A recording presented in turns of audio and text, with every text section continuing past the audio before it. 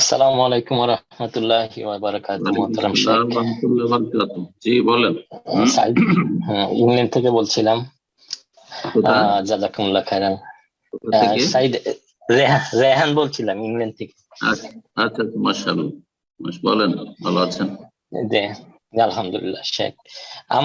আমাদের কিছু বাংলাভাষী তালেবুল ইলম আছেন যারা জাতির সামনে কথা বলেন না এবং স্বীকৃত কোনো একাডেমিক জ্ঞানও নাই। তাদের সেই সব তালেবুল ইলম ও তাদের অনুসারীরা সালাফি মানহাজের নাম করে বাংলাভাষী আলুল হাদিস সালাফি আলেমদের ব্যাপারে জাতেচ্ছা রদ, সার্টিফাই বা চরমপন্থা অপবাদ গীবত করে যাচ্ছেন এবং এতে করে নিজেদের জ্ঞানী প্রমাণ করার চেষ্টা করে যাচ্ছেন। হুম। এমন তুচ্ছ তাচ্ছিল্য ভাষা ব্যবহার করে যেন যেন যেসব আলেমরা দিন রাত অক্লান্ত পরিশ্রম করে আকীদা মানহাজের দাওয়াত দিয়ে যাচ্ছেন তারা হুম, যেন হুম। কিছুই না জি। তাদের কাছে। তো এইসব আত্মস্বীকৃত তালেবুল ইলম ও তাদের অনুসারীদের প্রতি আপনার নসিহত ও আমাদের করণীয় কি তা বলে দিক আল্লাহ নির্দেশনা হেদায়েত দিয়ে দান করুন। বাধিত করবেন।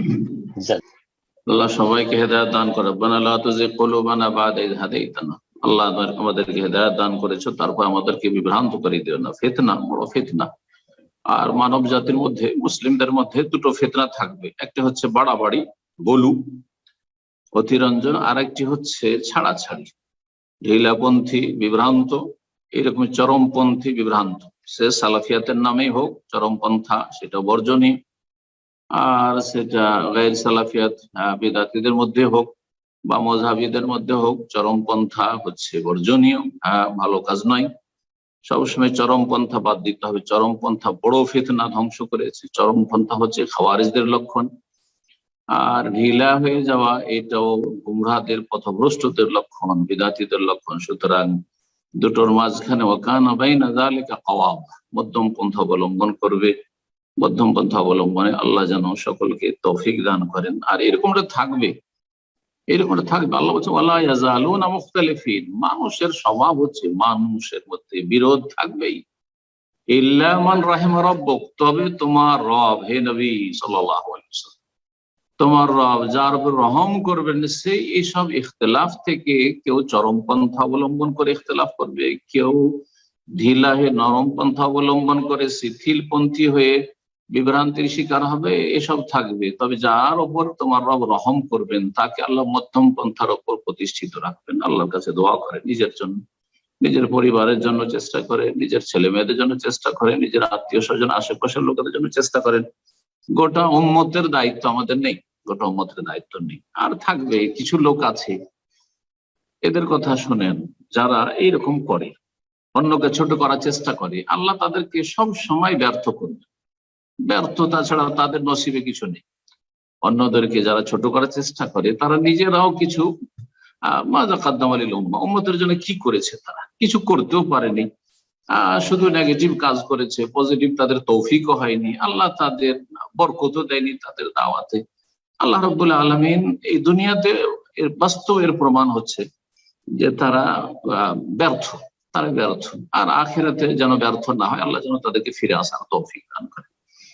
সবসময় আবার বলছি, গলু থেকে ইয়াকুমাল গলু, চরমপন্থা থেকে তোমরা নিজেদেরকে সতর্ক সাবধান রাখো, বাঁচিয়ে রাখো। ফাইন্না আহলাকা মান কানা ক্বাবলাকুম আল গুলু ফিদ্দীন, তোমাদের পূর্বের জাতিদেরকে ধ্বংস করেছে ধর্মের ক্ষেত্রে বাড়াবাড়ি।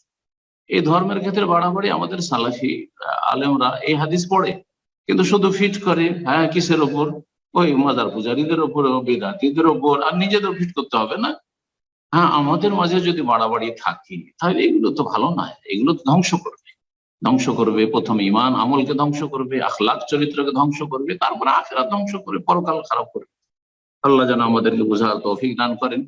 এবং যারা এই অসৎ নিয়ত নিয়ে শোহরাত, নিজের খ্যাতি লাভের জন্য এরকম কাজ করে, আল্লাহ তাদের অনিষ্ট থেকে উম্মতে মুসলিমা হেফাজত করেন।